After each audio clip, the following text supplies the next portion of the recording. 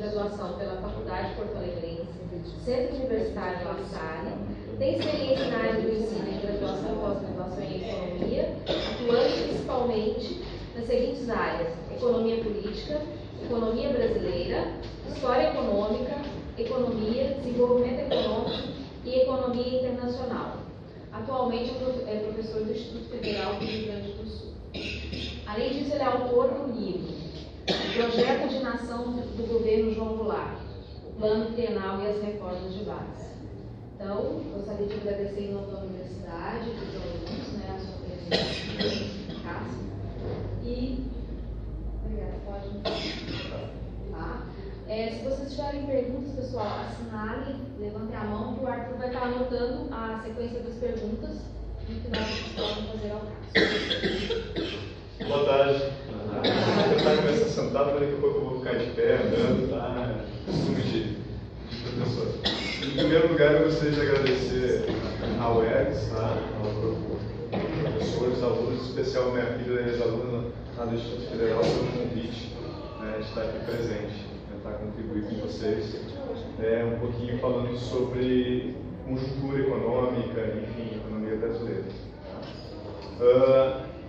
Eu ia apresentar uns slides aqui, mas, enfim, se eu conseguir arrumar enquanto eu falo aqui, a gente olha, senão vai ser tudo via oral, tá?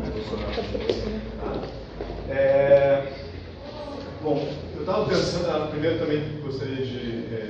o professor Peste acabou tendo um problema particular, não pôde estar presente, tá? E aí eu estou também representando ele ia falar um pouquinho mais sobre algumas questões mais filosóficas, né, da conjuntura que o país está vivendo, e eu vou me centrar um pouco mais na parte de economia e política, de economia política, né, uma análise da crise. A apresentação que eu tenho, que eu faço essa palestra, fala um pouco de história econômica, né, de Getúlio a Lula. É uma palestra que dura mais ou menos 1 hora, só que eu não vou fazer ela integralmente, eu vou trazer algumas coisas históricas para depois falar um pouco mais focado sobre conjuntura econômica e política. Por que é importante a gente falar um pouquinho da história econômica?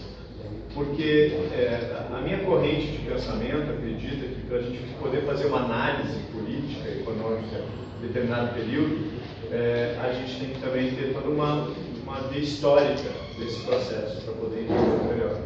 Então, a história, assim como outras áreas afins, é extremamente importante, não apenas uma análise econômica, mas uma análise econômica levando em consideração a política, sociologia, história, política internacional. Essa palestra que eu começo, geralmente, o período que a gente inicia é em 1930, né, onde houve um golpe, uma revolução, enfim, ascendeu ao poder Getúlio Vargas por meio de uma eleição que acabou sendo, que na época era muito manipulada. Antes da 30, havia a chamada política de café com leite, que era uma alternância na presidência de um político de São Paulo e Minas Gerais, representando as oligarquias do café. Em 30, houve 2 candidatos, Júlio Prestes, não confundir com Luiz Carlos Prestes, que representava essa oligarquia, e um outro candidato que era dissidente dessa oligarquia, embora também pertencia a outras oligarquias, que era Getúlio Vargas, que acabou perdendo essas eleições, só que eram eleições bastante manipuladas, ou seja, é aquele chamado voto cabresco, voto aberto, né? Aquela piadinha, né? Quem que vai votar com a faca no pescoço, ou seja, nesse ou nesse. Então eram eleições bastante manipuladas. Nesse contexto que Getúlio perde essas eleições e acaba meio que não aceitando o resultado, que eram resultados completamente manipulados, e acaba ascendendo ao poder por meio do governo provisório. Depois nós temos 15 anos, né, o período democrático, depois tem o Estado Novo, né, de 37 a 45, onde Getúlio Vargas, meio que de certa forma, consolida o chamado Estado Nacional Brasileiro, e aí, a partir desse período que a industrialização no Brasil, ela começa a ser objeto de política econômica. Não que a indústria tenha sido criada nesse período, ela já existia. nas franjas da economia cafeeira, mas vai ser a partir do governo Vargas que ela vai ser objeto, ou seja, foco, objetivo de política econômica. Então, nesse período, a gente começa o que a literatura econômica chama de substituição de importações, que vai ser a estratégia de industrialização do Brasil, que vai perdurar ao longo da década de 50, 60, 70, né, e começa a sua derrocada, assim, a sua mudança a partir da década de 80 e principalmente nos governos neoliberais de Collor e Fernando Henrique Cardoso. Né. Bom, então nesse período a gente tem a troca de governo, as eleições democráticas, se elege Dutra. Quando Vargas acaba saindo do poder ao fim do Estado Novo, que havia um conflito também, né? O Brasil apoiava democracias contra ditaduras, que era o fascismo, o nazismo, e internamente havia uma ditadura, que era o Estado Novo. E nesse contexto acaba meio que tendo novas eleições, e um dos antigos apoiadores do Vargas acaba se elegendo, embora o Vargas só vai apoiá-lo no final da campanha, né? Porque, estou me referindo a Dutra, né? O Rico Gaspar Dutra. Nesse contexto vão ser criados pode ser criados de novos partidos políticos no Brasil, e os principais dele, um espectro de centro-direita chamada UDN, União Democrática Nacional, partido anti-getulista, ao centro, getulista, mas formado na máquina governamental, vai surgir o PSD, né, Partido Social Democrata, e mais à esquerda, não de rompimento ao capitalismo, mas à esquerda dentro do capitalismo, vai surgir o PTB antigo, né, bem diferente do PTB de hoje, né, o PTB antigo, que vai ser também um partido getulista de base mais operária. Nesse contexto, então, que vai passar todas as décadas do século passado, nesse embate entre getulistas e anti-getulistas.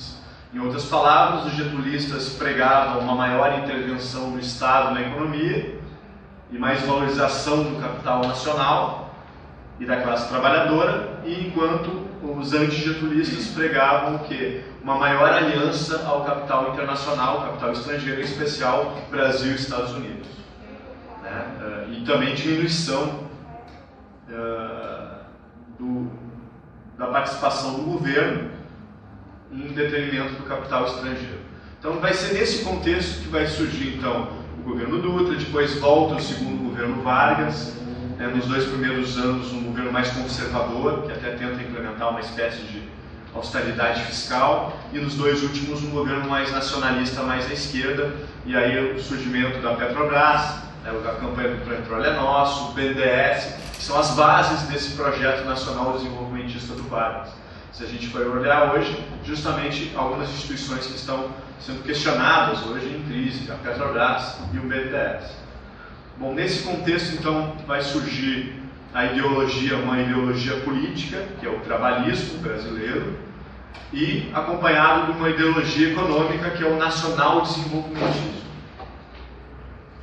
Bom, acaba-se o primeiro e o segundo governo Vargas, com suicídio, há uma tentativa de derrubá-lo, né? E com o suicídio do Vargas em 54, alguns autores acreditam que isso possa ter adiado o golpe. Acaba assumindo o seu vice, Café Filho, que foi numa aliança não muito clara entre o Vargas e um político de São Paulo chamado Adhemar de Barros, conhecido na época como Rouba Mais Faz, né, que depois outros políticos acabaram aqui imitando o slogan. Bom, o Café Filho assume e começa a adotar algumas políticas que vão contra ao projeto nacional desenvolvimentista do Vargas, como, por exemplo, a criação da Instrução 113 da SUMOC, que é uma espécie de banco central da época, que favorecia o capital internacional em detrimento do capital nacional. Há uma tentativa de golpe, de novo, no sentido de impedir que o próximo presidente eleito assumisse, JK, vai ser de uma aliança entre PSD e PTB. Na época se votava para presidente e vice-presidente de forma separada, e dessa aliança vai sair a mesma chapa, ou seja, presidente e vice da mesma chapa. JK, Juscelino Kubitschek pelo PSD, esse partido de base getulista, e o mais à esquerda, João Goulart, que vai ser o vice do JK. O JK ele vai conseguir meio que governar, porque ele vai adotar um governo um certo ponto nacional desenvolvimentista, mas também um outro ponto começa a fazer meio que ligações com esse outro projeto que vai acabar perdurando no golpe militar de 64, que vai ser o desenvolvimentismo associado ao capital estrangeiro, independente do capital estrangeiro, e o JK meio acaba não revogando essa instrução 113 da SUMOC, que favorecia o capital estrangeiro, né, e também atraindo muitas empresas multinacionais, especialmente as empresas automobilísticas. E aí também muda a questão da logística, que antes no Vargas apostava muito nas ferrovias. O JK começa a focar mais na questão das rodovias, que perdura até hoje, né, como principal matriz logística de transporte brasileiro, tanto de carga quanto de passageiro. Então o JK ele vai conseguir meio que nessa corda bamba se manter no governo e vai lançar o chamado Plano de Metas, um slogan 50 anos em 5, as 30 metas e uma 31ª meta que não estava muito orçada, que vai também ser um motivo de um processo, uma pressão inflacionária dos anos seguintes, que vai ser a construção da capital federal no coração do Brasil, né? Uma visão de tentar interiorizar o Brasil, a construção de Brasília. Acaba o governo JK, um dos generais que vai ser fundamental para manter a posse do JK e a sua permanência, o Marechal Henrique Teixeira Lott, lança-se candidato à presidência do Brasil pelo PSD, com apoio de novo do vice, que tinha sido do JK, vai continuar sendo candidato a vice, João Goulart, né, pela essa chapa PSD-PTB, contra uma candidatura de relâmpago que vai surgir, que vai ser um político, tinha sido vereador, enfim, uma ascensão meteórica na política, uma exímia oratória, professor de português, inclusive, né, como porque é líquido, se fosse sólido, como ele, né, estou me referindo a Jânio Quadros e a campanha contra a corrupção no Brasil, que ela já é usada muitas vezes, na minha modesta opinião, ela é usada para combater governos progressistas. É muito fácil, porque ninguém é a favor da corrupção, todo mundo é contra a corrupção, então é um discurso muito fácil de se trazer. Então sempre desconfia aquele político que a principal bandeira política dele é o combate à corrupção. Desconfie sempre. Nesse contexto, então, vai ser eleito Jânio Quadros, com apoio da UDN, que era o partido anti-Vargas, e de outro lado o Lott acaba perdendo as eleições, mas essa chapa do Lott acaba vencendo o vice-presidente. Lembram que na época que votava para presidente e para vice-presidente de forma separada. Então, o que aconteceu? Se elegeu Jânio Quadros com o vice João Goulart. Só para vocês entenderem, se elegeu um anti-getulista. Na verdade ele nem era tanto, mas o apoio que tinha da UDN, do Carlos Lacerda, tudo representava o anti-getulismo. Com um vice que era considerado o herdeiro político de Getúlio Vargas, que já tinha sido ministro do Trabalho no segundo governo Vargas. Era a mesma coisa, só para vocês entenderem, eleger um presidente do PSDB com vice do PT. Ou eleger um presidente do PT com vice do PSDB. Tá, o antagonismo de projetos de visão para a sociedade brasileira. E vai ser nesse contexto, então, que o curto governo Jânio Quadros, que vai durar até 7 meses, vai acabar renunciando, com a expectativa que tem apoio dos militares, enfim, e voltar com mais força, só que os militares esquecem o Jânio Quadros, já vai tarde, enfim, e aí acaba... o Jânio Quadros, durante os 7 meses de governo, é um governo bastante contraditório, porque no âmbito interno ele aplica uma política mais conservadora, de austeridade, e no âmbito externo, a chamada política externa independente, que, para vocês terem uma ideia, condecora Che Guevara, Yuri Gagarin, astronauta russo, ou seja, a UDN, que era dos anti-getulistas, acaba meio que rompendo com o Jânio Quadros por essa política externa considerada de esquerda, né? E nesse contexto que há a campanha da legalidade aqui no Rio Grande do Sul, iniciada pelo então governador e cunhado do João Goulart, que é Leonel de Moura Brizola, a campanha da legalidade, ou seja, para garantir a Constituição, que no caso de renúncia do presidente assuma o vice-presidente João Goulart, e aí, por meio de um acordo, né, de compromisso, o então Tancredo Neves, do PSD, acaba meio que costurando um acordo que ia permitir que o Jango assumisse presidente, mas não governasse, porque o Congresso, de forma muito rápida, acaba meio que mudando a Constituição e aprovando o parlamentarismo em detrimento do presidencialismo, com o compromisso que um plebiscito seria posto para a população lá em 65, no final do governo do João Goulart, para a população escolher se queria presidencialismo ou parlamentarismo. Assume o governo João Goulart no sistema parlamentarista, uma situação econômica bastante caótica, estagnação do PIB, crescimento da inflação, descontrole das contas públicas, uma pressão inflacionária, também muito fruto do governo anterior, e também no auge de democratização de participação popular no Brasil, né, greves, a população cada vez mais chamada a participar do movimento. Isso acaba também trazendo toda uma questão política, uma crise política que acaba afastando os investimentos, enfim, muito parecido em alguns pontos do que tem acontecido agora. Nisso, então, são trocados alguns primeiros ministros, começa pelo Tancredo Neves, a população cada vez mais descontente, colocando a culpa também um pouco da crise no parlamentarismo, assim como o Jango consegue adiantar o plebiscito, que era para 95, foi feito então em 7 de janeiro de 63, um plebiscito onde de forma esmagadora a população escolheu o presidencialismo e o Jango retomou os poderes dele de presidente, dando uma guinada mais à esquerda, partindo das chamadas reformas de base. Reforma urbana, reforma administrativa, reforma bancária, reforma tributária, reforma agrária, ou seja, reforma educacional, várias reformas com um cunho mais redistributivo.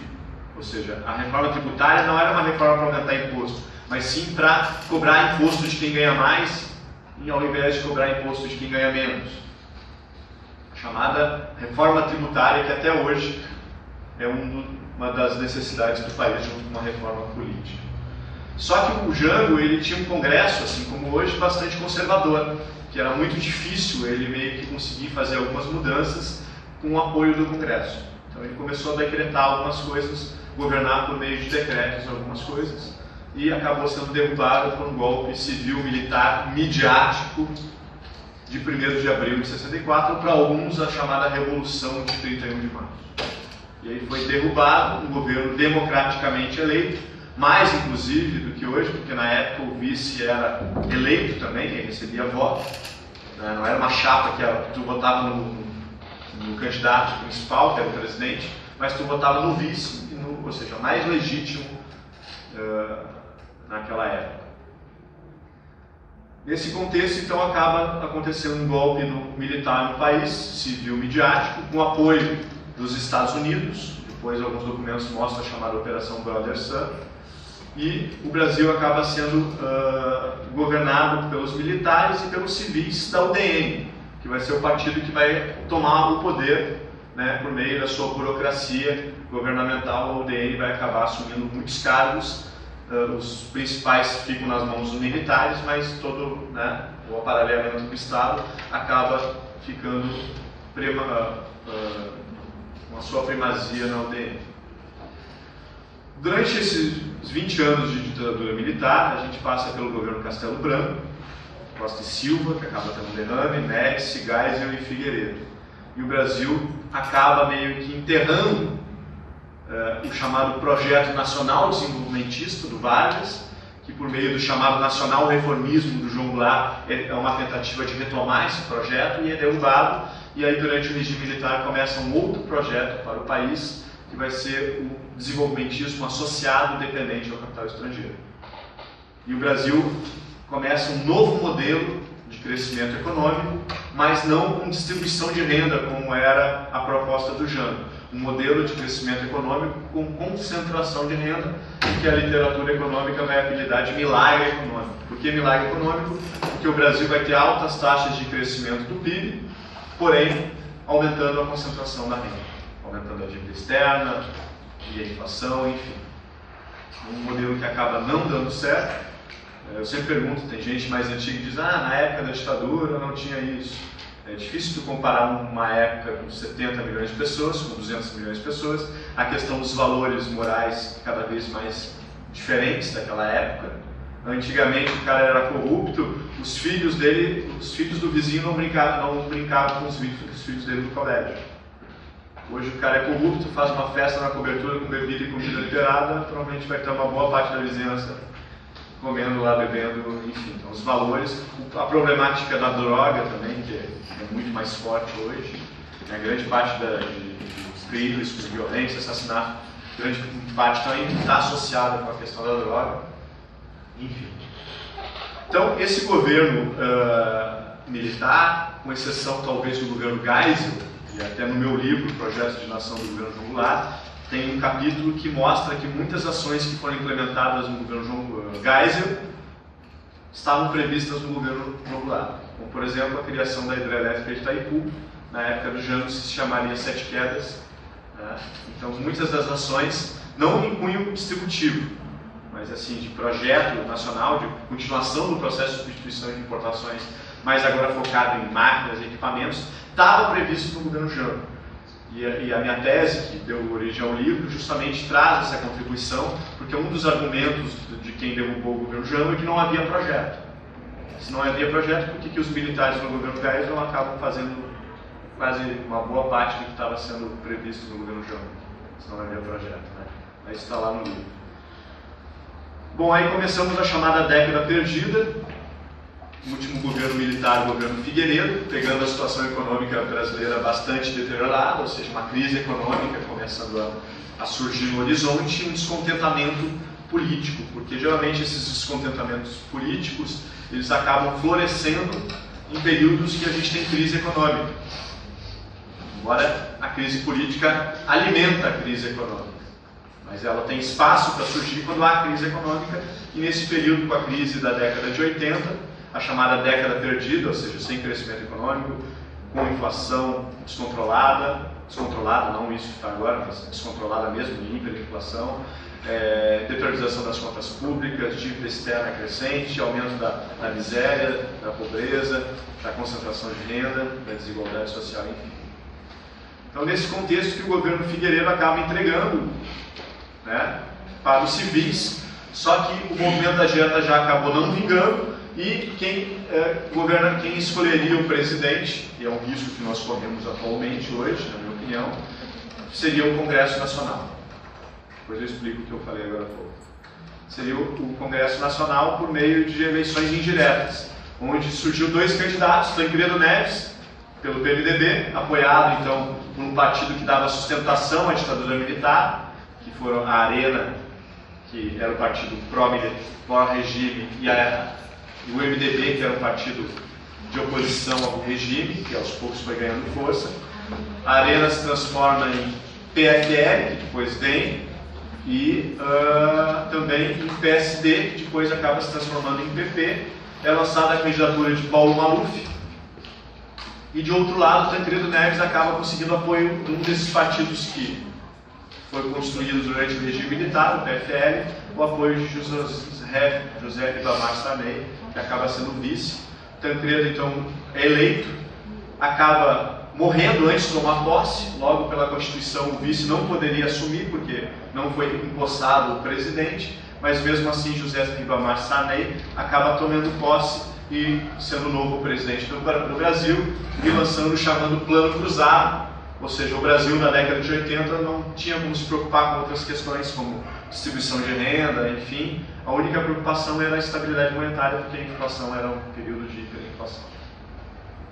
Acaba o governo Sarney, eleições diretas, vários candidatos, vai para o segundo turno Collor e Lula, o Brizola fica em terceiro, outros políticos de novo ficam muito atrás, como Ulisses Guimarães, Mário Covas, enfim. E aí nessas eleições, Collor uma participação da mídia muito forte naquela campanha, no sentido de desconstrução da candidatura do Lula e do Brizola, e a mídia acaba, a grande mídia, o chamado oligopólio da mídia, acaba contribuindo, né, especialmente com algumas edições de alguns debates de última hora para a eleição de Fernando Collor de Mello, que é eleito e começa a implementar uma política mais neoliberal do Brasil, que a literatura econômica chama de consenso de Washington. Então, essa política neoliberal, no sentido de diminuição do Estado, abertura comercial, desregulamentação da balança de pagamento, né? Mas focada principalmente pelas privatizações. E no âmbito da inflação é lançado o Plano Collor, que todo mundo deve lembrar da questão do confisco, que acabou meio que tendo um impacto econômico muito forte com a queda do PIB. Bom, o Collor, na minha opinião, é uma marionete que colocam que essa marionete, pela impetuosidade, pela personalidade, corta as cordinhas, ou seja, quem manda aqui sou eu, e acaba saindo do controle, e na minha opinião, os mesmos que colocaram o Collor acabam derrubando. E com isso, assume a presidência mais um vice, Itamar Franco, que é lançado o Plano Real. Itamar Franco é o presidente, é o pai do Plano Real. Vai ser no governo dele que vai ser lançado o Plano Real, vai ser convidado o ministro Fernando Henrique Cardoso, depois Rubens Recupero e Ciro Gomes, que vão ser os 3 ministros da Fazenda durante a implementação do Plano Real, mas quem acaba colhendo os louros, né, como o pai do Plano Real é o Fernando Henrique, e isso é uma falácia, não é verdade.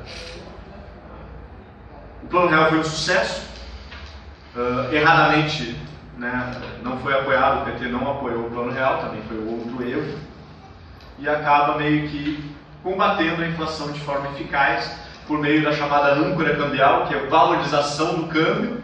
Isso também vai contribuir para o quê? A desindustrialização da economia brasileira. Um câmbio sobrevalorizado que favorece as importações e dificulta as exportações e, por consequência, a produção local em detrimento da importação. Nesse contexto, então, vai ser eleito Fernando Henrique Cardoso, graças ao Plano Real, e vai governar o país durante 8 anos. Vai ser no período dele também que vai ser aprovada a emenda da reeleição. Alguns dizem que por motivos escusos, enfim, a história aos poucos vai contar essa questão, e acaba sendo reeleito Fernando Henrique Cardoso e acaba implementando uma política, conforme palavras do Fernando Henrique, ou seja, fim da era Vargas. A diminuição do Estado na economia, a privatização de muitas empresas estatais, algumas não conseguiram ser privatizadas, né? Algumas coisas benéficas, como a instituição da lei de responsabilidade fiscal, né? Tentar um pouco controlar o aumento de gastos desenfreado dos estados, mas também, por outro lado, uma política de cunho neoliberal que acaba não dando certo, tanto que acaba o governo Fernando Henrique com o Brasil praticamente quebrado. Inflação saindo do controle, né? Contas externas, dívida pública 60% do PIB, juros na estratosfera, né? O Brasil praticamente quebrado. Só não quebrou em 99 porque o Brasil desvalorizou o câmbio, que também foi uma outra promessa de campanha que não seria mexido no câmbio. Aí o Fernando Henrique se reelegeu e acabou desvalorizando o câmbio, coisas que ele tinha dito que não faria. E, recentemente também a nossa presidenta Dilma quis fazer umas coisas e acabou fazendo outras. Bom, nesse contexto, então, acaba o governo Fernando Henrique e é eleito o governo Lula. Né? O Lula, embora permaneça no primeiro momento o chamado tripé macroeconômico, que vai ser a política cambial, câmbio flexível, o superávit primário, que é a economia que o governo faz de arrecadar mais do que gasta para poder pagar o juros da dívida pública, e também os sistemas de metas de inflação, que vai ser implementado no segundo período do governo Fernando Henrique, que vai ser não mais a taxa de câmbio para controlar a inflação, mas a taxa de juros. O governo Lula mantém esse tripé, mas com uma mudança considerável na política externa, focando cada vez mais no comércio, não mais agora com os Estados Unidos, mas com a China, Sul-Sul, resgatando a chamada política externa independente do Jânio Goulart, e também aumentando a participação do Estado na economia, seja por concursos públicos, por meio de professores, seja por o estancamento das privatizações, ou seja, não se continuou as privatizações das empresas do povo, as empresas públicas, né? E, enfim, acaba o governo Lula acabando tendo um escândalo de corrupção, né? Que a mídia tratou com bastante prioridade em relação a todas as outras coisas no país, e até hoje se fala isso, né? Como se a nossa corrupção só se resumisse a isso. A nossa sonegação fiscal é um problema extremamente grave, pouca coisa se fala na mídia sobre esse assunto. A partir, então, da mudança no Ministério, saindo Dirceu Palocci, entra o ministro Mantega e a presidenta Dilma, e começa a dar uma cara mais social-desenvolvimentista, né, ao governo Lula, segundo o governo Lula. Ou seja, na minha opinião, e é uma tese que eu sustento, é um governo trabalhista, só que agora com outra ideologia econômica, não o nacional-desenvolvimentismo na época de Getúlio, mas agora com o chamado social-desenvolvimentismo, termo criado pelo Mantega e também alguns economistas da Unicamp defendendo esse termo de social-desenvolvimentismo, ou seja, o governo crescer com distribuição de renda por meio de políticas inclusivas, né, de transferência de renda. Então o governo Lula, segundo o governo Lula, vai ser um sucesso, tanto que o presidente vai sair com altas taxas de popularidade, vai ter uma taxa de crescimento econômico em virtude um pouco do comércio internacional com a China, que era uma estratégia que foi feita no governo dele, que foi beneficiada, então acabou beneficiando. Também uma capacidade ociosa, fruto da crise de 2008 e 2009, o Brasil vai crescer a 7% do PIB, não se crescia isso desde a época do governo Geisel na ditadura militar. Graças a essa imensa popularidade do presidente Lula, considerado um governo ótimo, bom por grande parcela significativa da população brasileira, ele acaba elegendo o seu sucessor, que é uma técnica, ou seja, nunca tinha participado de eleição nenhuma, de forma direta, ou seja, até com uma dificuldade de oratória, acaba então elegendo Dilma Rousseff como presidenta do Brasil, a primeira presidente mulher do país na história. Nesse contexto, então, a partir do primeiro governo Dilma, ela começa a tentar desmontar esse tripé macroeconômico que foi implementado no segundo governo Fernando Henrique e que foi continuado no governo Lula, no sentido de juros, taxa de câmbio flexível e superávit primário. O que foi feito no primeiro governo Dilma? Começou a se tentar baixar a taxa de juros, que era um problema que muitos economistas concordaram que o Brasil tinha uma das taxas de juros mais altas do mundo, não tão altas ainda como foi no Fernando Henrique, mas ainda continuando altas. E o governo Dilma, por meio dos bancos públicos que sobraram, que não foram privatizados durante o governo Fernando Henrique, forçou a queda da taxa de juros a partir de 2011 e 2012, usando os bancos públicos para isso, como o Banco do Brasil, Caixa Econômica Federal, fazendo com que os bancos privados seguissem o mesmo caminho, senão perderiam fatias de mercado. Bom, qual era a estratégia? Havia um questionamento que o Brasil estava numa situação de pleno emprego, tanto que chega em pleno emprego em 2014, ou seja, chegamos na menor taxa de desemprego da nossa história. Tanto que o governo Dilma, antes das manifestações de junho de 2013, era considerado ótimo e bom por praticamente 60% a 70% da população brasileira. Ou seja, mais da metade do mandato da presidenta ela era considerada ótima e boa. O que fez com que ela fosse considerada péssima? Daqui a pouco a gente vai chegar nesse ponto. Então, o que acontece? A partir de 2011 e 2012, o governo,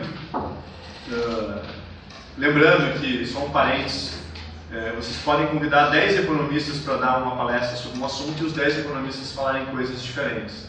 Óbvio que eu estou falando em cima de uma base, de uma visão de mundo, né, que eu tenho, baseado numa visão mais desenvolvimentista, enfim. Então, só esse parênteses, não é que eu seja o dono, da verdade, é apenas uma visão de um economista, assim como outros têm visões diferentes. Fecha esse parênteses. Qual era a estratégia? Ou seja, o Brasil estava chegando num esgotamento, não um esgotamento do modelo baseado no fomento do consumo também, porque eu não acredito nisso, ou seja, a gente tem uma vasta parcela da população brasileira para adquirir muita coisa ainda que não tem. Só que naquele momento, ou seja, a gente estava chegando numa situação onde a capacidade ociosa estava acabando, ou seja, nós vivemos numa situação de pleno emprego. E é muito mais difícil tu crescer com pleno emprego do que crescer com capacidade ociosa. Por quê? Porque quando tu está com capacidade ociosa, vamos supor só para quem não é da área da economia, às vezes eu tenho que cuidar de não ficar falando em termos econômicos, vamos supor o seguinte, a capacidade ociosa dessa sala de aula são as cadeiras vazias. É muito mais fácil eu crescer enquanto eu tenho cadeiras vazias, é só as pessoas sentarem, do que no momento que toda a classe está ocupada com cadeiras e alunos, e aí para eu continuar crescendo eu tenho que fabricar novas cadeiras. Entendeu? Então era muito mais fácil eu crescer com capacidade ociosa do que com capacidade plena. É um problema bom, né? É um problema bom, mas é um problema complicado resolver, porque ele depende do lado da oferta agora. Ele depende do quê? Do empresário, de investir, né, de aumentar a capacidade produtiva, de ter possibilidade de lucro, etc. Depende da qualificação da mão de obra da população. Também, né? Bom, em relação à qualificação da mão de obra, o governo Lula já estava investindo na expansão da rede profissional tecnológica, de ensino técnico e profissionalizante, no sentido de qualificar a mão de obra dentro desse contexto, desse processo de qualificar a mão de obra. Mas tinha um problema também de qualificar, de expandir o quê? O investimento. Então o governo Dilma acabou reduzindo a taxa de juros, porque quanto menor a taxa de juros, mais favorece o investimento. E as pessoas, em vez de poupar, aplicar o dinheiro, elas vão pegar e vão investir na produção. Isso vai gerar emprego, etc. Também fez com que o governo Dilma tentou forçar a queda do custo da energia elétrica, que favorecia principalmente as empresas, a indústria. Fez uma série de desonerações fiscais ao longo dos anos 2011, 2012, ou seja, diminuindo o imposto para empresários, para empresas, com a esperança que isso fizesse com que as empresas retomassem o nível de investimento e aumentassem o nível de investimento no país. Era essa a ideia que estava vingando até agora. Ou seja, em 2011, 2012, essa era o modelo, chamada matriz macroeconômica, que era desmontar o tripé no sentido de fazer com que uma política monetária mais expansiva, no sentido de diminuir taxa de juros, custo da energia elétrica, diminuição de impostos, fosse fazer com que a economia voltasse a crescer, principalmente o nível de investimento, preparando uma nova expansão do consumo, né, por meio de um processo de expansão da oferta. Bom, o Brasil acabou meio que sendo uma referência, né, de possibilidade de crescimento mundial, conseguiu trazer uma Copa do Mundo para o Brasil e as Olimpíadas agora, isso graças ao governo Lula. E também a crise lá fora, que muitas vezes fazia com que algumas economias desenvolvidas não tivessem interesse ou condições, né, de uma Copa, enfim. E aí o Brasil acabou meio que sendo escolhido na Copa do Mundo, e esse foi um dos fatores que incentivou com que as pessoas fossem para a rua, né, de uma forma bastante difusa, descontentes por várias coisas, né, mas a principal das coisas que fomentou essa gana das pessoas irem para a rua é aquele velho discurso: tem dinheiro para a Copa, mas não tem dinheiro para o hospital e saúde, então eu vou para a rua protestar contra a Copa. E aí explodiu no Brasil mega manifestações, que não eram nem de direita nem de esquerda, era um amontoado de gente pensando coisas mais diferentes possíveis, e muitas não pensando, inclusive, né? Ou seja, bacana, vou lá arrumar uma namorada, outra manifestação, festa, meus vizinhos vão, eu vou também, eu tenho que bater selfie para mostrar na história que eu fui nessas manifestações. E as pessoas foram invadindo as ruas, milhares de pessoas, e a classe política se assustou enormemente com essas manifestações. Como é que está o meu tempo? Quanto? Tem 15 minutos. Eu falo, né? Eu achei que tinha 20 minutos falando só. 45 minutos falando, passou rápido. Bom, então acaba eclodindo essas manifestações, a presidenta tenta trazer um pacote, a mídia acaba meio que tratando essas manifestações e meio que, de repente, começam a surgir movimentos violentos dessas manifestações, encapuzados, que não se sabe de onde é que surgiu, para meio que desconstruir a legitimidade e assustar as pessoas para não irem para as ruas. Né? E aí a mídia começou a tratar um certo vandalismo nas manifestações e elas foram meio que adormecendo. A presidenta propôs uma reforma política por meio de uma Assembleia Constituinte exclusiva, que na minha opinião seria uma das melhores coisas a serem feitas, mas aí a mídia disse que não era possível, não estava previsto na Constituição, só podia ter uma Se fosse, seria uma Assembleia Constituinte, não exclusiva para a reforma política, né? Enfim, aí acabou acontecendo as eleições. Nessas eleições, praticamente 3 candidaturas marcantes, que era de um lado mais à esquerda, de continuidade do governo Lula, a reeleição da presidente Dilma, uma candidatura mais de centro, que seria a candidatura do Eduardo Campos, e uma candidatura mais à direita, a Aécio Neves. Antes das manifestações de junho de 2013, a popularidade da Dilma estava lá em cima. Ou seja, se vocês pegarem jornais da época, lá em 2002, todo mundo acreditava que a Dilma seria reeleita em primeiro turno. Que ninguém conseguiria derrubar o governo Dilma, dada a satisfação da população. Só que um ano depois, se tu viajasse para o espaço, lá em março de 2013, fosse para o espaço, para a Lua, e dali a pouco voltasse no final do ano de 2014, vocês não iam entender nada. Como é que um governo, um ano antes, era considerado ótimo e bom, e depois era considerado horrível ou péssimo. No final da campanha, a presidenta Dilma que não ia sobrar pedra sobre pedra na questão da corrupção, no combate à corrupção. Tanto que, ao meu ver, o marco do governo Itamar Franco é a estabilidade monetária. O marco do governo Fernando Henrique Cardoso é a lei de responsabilidade fiscal. O marco do governo Lula é a inclusão social. E o marco do governo Dilma é o combate à corrupção. Acontece que as eleições foram bastante polarizadas. Houve uma morte, até hoje, na minha opinião, muito mal explicada, né? Alguns dizem de mate matada, mate morrida. Acaba falecendo num acidente de avião o presidente Eduardo Campos, o candidato à presidência Eduardo Campos, e assume a sua vice, que tinha muito mais chance do que ele. A candidatura do Eduardo Campos era uma candidatura lá para 2018, de ser construída, só que a Marina tinha muito mais chance e acabou assumindo a candidatura dele e fez com que o Partido Socialista Brasileiro desse uma guinada à direita e no segundo turno, inclusive, apoiando o PSDB, que era o representante da política neoliberal do Fernando Henrique Cardoso. E nesse contexto, então, eleições muito polarizadas, acaba por uma pequena margem o governo Dilma sendo reeleito, e desde a posse há um questionamento que as eleições foram manipuladas, que culpa do Nordeste, isso, aquilo, ou seja, há uma tentativa de derrubar o governo Dilma Rousseff, que me lembra muito a célebre frase de Carlos Lacerda se referindo a Getúlio Vargas, né? Ou JK, não é? Getúlio.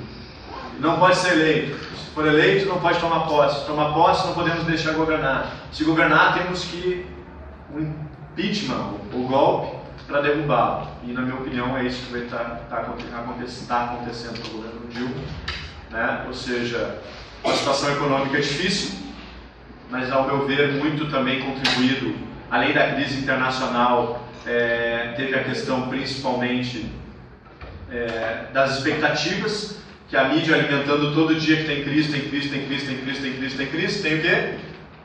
Não vi. Crise. E é muito difícil sair da crise só se chega e diz o seguinte: não fale em crise, trabalhe. Mas só isso só funciona se a mídia não falar em crise. Porque se a mídia continuar falando em crise, vai ter. Ou seja, a crise econômica é mais difícil de sair enquanto tiver essa crise política. E aí hoje, vocês sabem, né, esses áudios aí que estão vazados do ministro do Planejamento, dizendo que o impeachment, o golpe...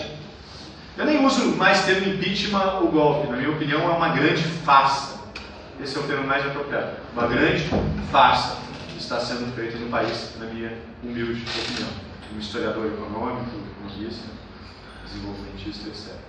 Então, nesse contexto que acaba também errando a presidenta Dilma, porque acaba meio que falando num cenário durante a campanha e, quando assume, acaba implementando uma política econômica muito parecida com a oposição defendia.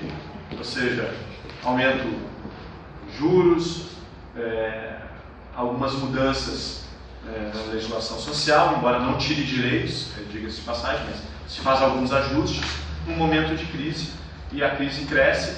E qual é a grande questão que hoje se trabalha na questão do rombo das contas fiscais? Ou seja, os gastos mantiveram na mesma constância, só que a arrecadação que vinha acompanhando com a crise caiu, despencou, e aí a gente passou a ter esse chamado déficit fiscal, né? Então, para concluir, hoje nós temos um governo interino, do presidente Michel Temer, bastante controverso, porque alguns economistas argumentam, alguns historiadores, alguns intelectuais argumentam que é um governo ilegítimo porque não havia crime de responsabilidade fiscal. Outros argumentam que houve crime de responsabilidade fiscal, mas na minha opinião, independente se houve ou não, é uma grande farsa, porque é uma tentativa que se mostra ao longo da história de derrubar um governo desde que ele foi reeleito, inclusive antes. Mesmo que tenha tido crime de responsabilidade fiscal ou não, na minha opinião, é uma grande farsa, porque outros governos cometeram em proporções menores muitas das coisas que o governo Dilma fez, inclusive governos estaduais. Então, para mim, por isso que eu chamo esse processo, independente de ser impeachment, ser golpe, eu chamo uma grande farsa apoiada maciçamente pelo oligopólio dos meios de comunicação. Obrigado.